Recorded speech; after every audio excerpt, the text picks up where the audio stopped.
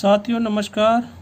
पुनः उपस्थित हैं अपने FLC चैनल के माध्यम से सीटेट प्राथमिक स्तर हेतु आपकी ये क्लास अत्यंत ही लाभप्रद होने वाली है। यहाँ से क्वेश्चन 1-2 जरूर बनते हैं। तो आवास जो नया टॉपिक है उसके बारे में जानेंगे। तो इसमें हमने पहला आवास लिया है वो है लेह लद्दाख के घर। लेह लद्दाख के घर कैसे होते हैं? तो लेह लद्दाख को ठंडा रेगिस्तान कहा जाता है। क्या कहा जाता है? ठंडा रेगिस्तान। किसको? लेह लद्दाख को। यहाँ के घर पत्थर, चूना व सीमेंट की दीवारों से बने होते हैं। यहाँ के जो घर बनते हैं वो किससे बनते हैं? पत्थर, चूना व सीमेंट की दीवारों के बने होते हैं। छत कैसी होती है? सपाट होती है। इसमें निचली फ्लोर पर कोई खिड़की नहीं होती है क्योंकि ये जानवर रखते हैं। छतें व फर्श लकड़ी की बने होते हैं। ये जो अपना घर बनाते हैं उसकी जो निचली फ्लोर होती है, नीचे वाली छत होती है, उसमें क्या करते हैं कि कोई भी खिड़की साइड में नहीं देते हैं क्योंकि यहाँ पे क्या करते हैं, ये जानवरों को रखते हैं उसके अंदर बंद करके। छतें व फर्श लकड़ी के बने होते हैं। इनकी जो छतें होती हैं वो किससे बनाई जाती हैं? और फर्श दोनों, छतें व फर्श लकड़ी के ही बने होते हैं। असम के घर कैसे होते हैं? यहाँ की छतें ढालू होती हैं, 3 से 3.5 या फिर मीटर या फिर कहें कि 10 से 12 फुट ऊंचाई पर बने होते हैं ताकि बारिश का पानी घरों में न आ सके। जो लकड़ी के खम्भों पर बने होते हैं, यानी कि ये क्या करते हैं, असम में जो घर बनाते हैं उसके नीचे पहले बांस की लकड़ी के खम्भ बना लेते हैं, फिर उस पर बांस के घर बनाते हैं ताकि जो पानी पड़ता है और वो उसके अंदर ना घुस सके। अगला है बर्फ़ के घर।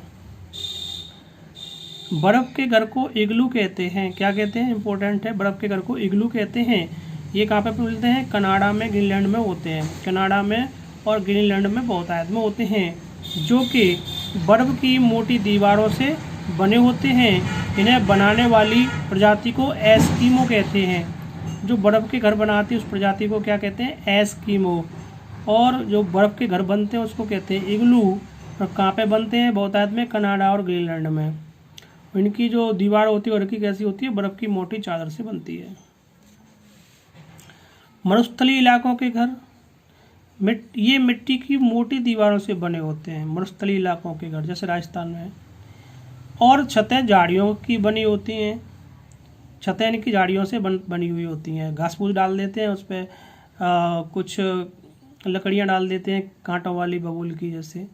और छतें झाड़ियों की बनी होती हैं। दीवारों और निचली फर्श को गोबर से लीपा जाता है। जो घर की जो फर्श होता है नीचे का और उसकी जो दीवार होती है उसको किससे लीपा जाता है? गोबर से लीपा जाता है ताकि कीड़े ना आ सके। जो कीट पतंगे होते हैं वो गोबर की स्मेल से अंदर नहीं आते हैं। आगे है डोंगा। डोंगा और बोट हाउस किसे कहते हैं?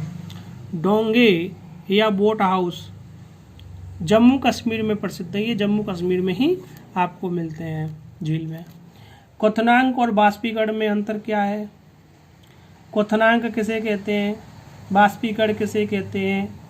तो क्वथनांक जो होता है 100 डिग्री सेल्सियस पर ही होता है। जब हम किसी पानी को 100 डिग्री सेल्सियस पर उबालते हैं तो क्वथनांक में आता है। जबकि बाष्पीकरण तो किसी भी तापमान पर होता रहता है और ठंडक देता रहता है। बाष्पीकरण तो आप किसी भी टेम्परेचर पर कर सकते हैं। जैसे नदी का पानी है, धीरे धीरे उठता रहता है, ऊपर उठता रहता है, कहीं पे भी पानी भरा हो उसका बाष्पीकरण होता रहता है। लेकिन जो क्वथनांक होता है वो 100 डिग्री सेंटीग्रेड पर होता है। इसको ध्यान रखना है। क्वथनांक केवल 100 डिग्री सेल्सियस पर ही होगा और बाष्पीकरण किसी भी टेम्परेचर पर हो जाएगा। जैसे मटका, सूती शर्ट, तालाब या नदी के किनारे की ठंडक आपने देखी होगी।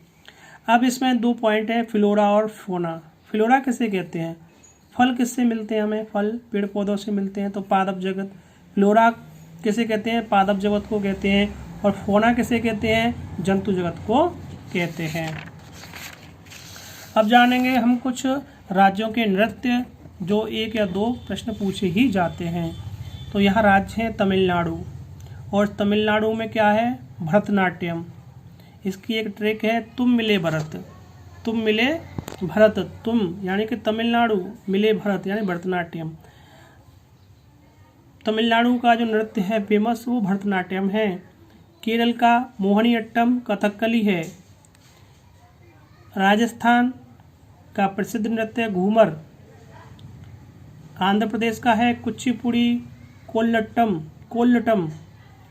कर्नाटक का है यशगान। गुजरात का है गरबा डांडिया। महाराष्ट्र का है लावणी।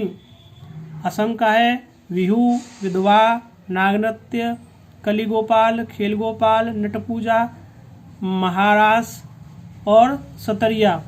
तो ये बहुत सारे हैं, इसके इनको याद करने की ट्रिक है। विधवा बहू नमक से खेले, विधवा से विधवा, बिहू से बहू, न से नागनृत्य, नटपूजा, म से महारास, क से कलीगोपाल, स से सतरिया और खेलें से खेल गोपाल। ये इसी ट्रिक में सारे आपके आ गए। उत्तर प्रदेश का जो मुख्य नृत्य है कथक, जो लखनऊ में मुख्यतः होता है चुरकुला, रासलीला। उत्तराखंड के नृत्य हैं गढ़वाली। हरियाणा का है धमाल। गोवा का है मंडी। पंजाब का है भांगड़ा नृत्य। मेघालय का है लावड़ी।